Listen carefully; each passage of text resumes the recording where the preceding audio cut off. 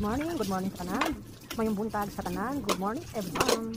Ito naman tayo, bumabalik sa ating tuwing gawain, tuwing umaga. Talaga naman no, tuwing tayo maiiwan sa bahay mag-isa, na sipasok na lahat ng mga kasama natin sa trabaho dito sa bahay. Ito yung mga gawain ng mga nanay, araw-araw busy, araw-araw maraming ginagawa. Siguro ganun talaga yung mga nanay pag naiwan sa bahay. Sa akin, okay lang maging pag-usap ko.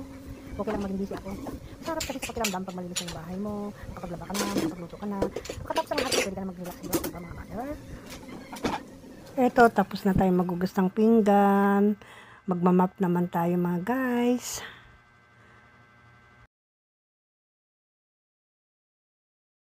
Snow, alis muna kayo, nagmamap si mother. Alis muna. Snow, sorry. Isolve yung kahigang dyan. Magmap tayo, para malinis yung sahig. Paano mga nalap.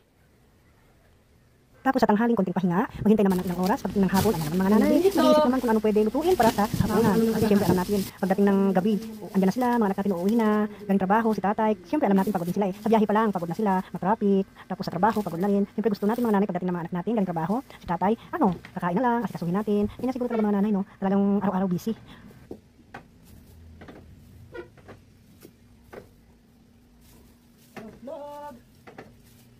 Tapos linis, magtutupi ng mga kalat, magtutupi tayo ng mga labahan pa natin ng isang araw, hindi pa nilipit sa hangin.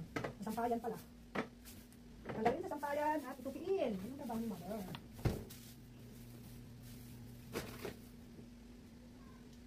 Ang daming gagawin.